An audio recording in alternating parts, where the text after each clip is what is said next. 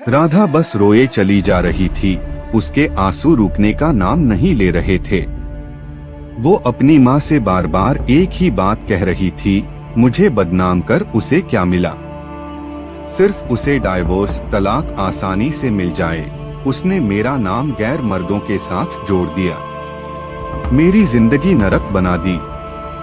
मेरे पति होते हुए खुद मुझ पर ये इल्जाम लगा रहे हैं। ये वही इंसान है जो कल तक मेरे लिए सब कुछ करने को तैयार थे, दिन को रात कहने को तैयार थे।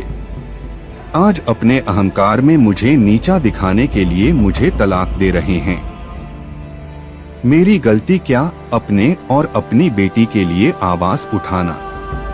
अब लोग भी मुझे अजीब नजरों से देखते हैं, गंदी बातें करते हैं। रास्ते पर चलना मुश्किल हो गया है।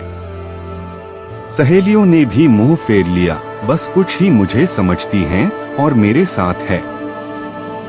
माँ, आपका भाई बहन का साथ और बेटी का प्यार साथ मेरा हौसला बढ़ाता है।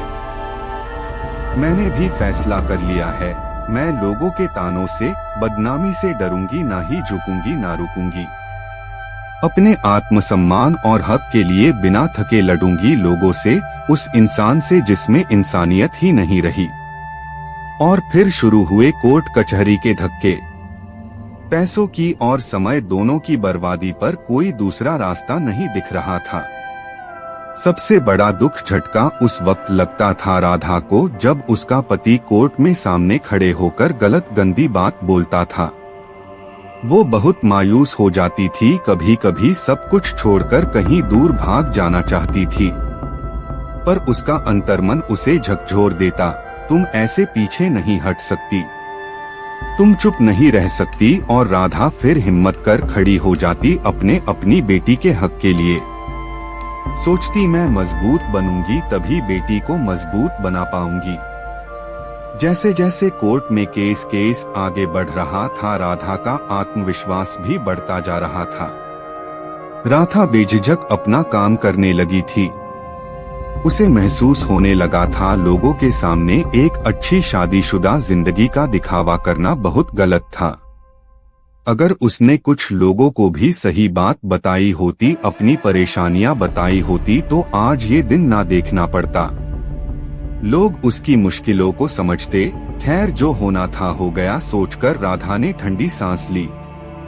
अब वो खुलकर जिएगी अपनी जिंदगी। उधर राधा के पति को भी एहसास हो गया था, उसने राधा पर झूठे इल्जाम लगा मुसीबत मोल ले ली है। उसने तो सोचा था राधा जैसी समाज में एक अच्छी जिंदगी जीने का दिखावा करने वाली औरत मुंह बंद कर चुपचाप घर में बैठ जाएगी। पर हुआ सब कुछ उल्टा। राधा ने तो घरेलू हिंसा की सच्चाई सबके सामने लाकर रख दी थी। कुछ सबूत भी जुटा लिए थे राधा ने। वो अब अपनी बेटी के साथ जीना सीख गई थी। उसके घरवाले भी पूरा साथ देते थे उसका। तभी एक दिन दरवाजे की घंटी बजी।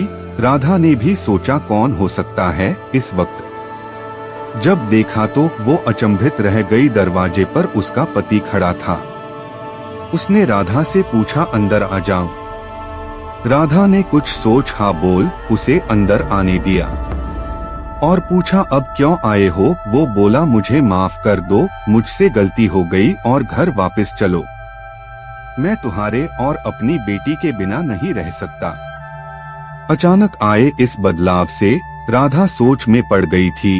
वो कुछ समझ नहीं पा रही थी। पर उसका पति केस वापस ले, साथ में सुखी जीवन बिताने की बात कर रहा था। उसने राधा से कहा, चाहो तो थोड़ा सोचकर जवाब देना। पर राधा का जवाब तो तैयार था।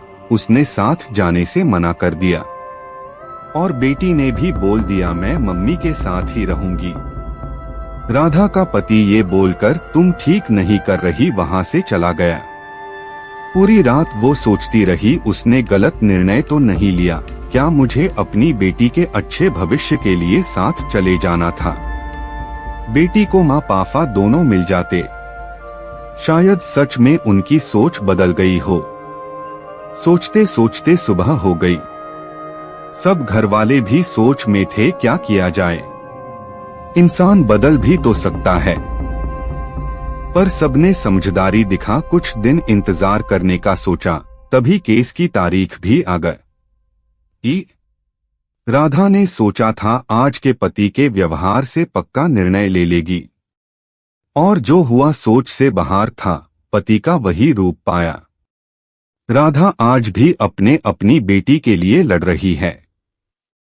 बस एक बात सोचती है, उस दिन उसका पति बदला रूप ले घर क्यों आया था?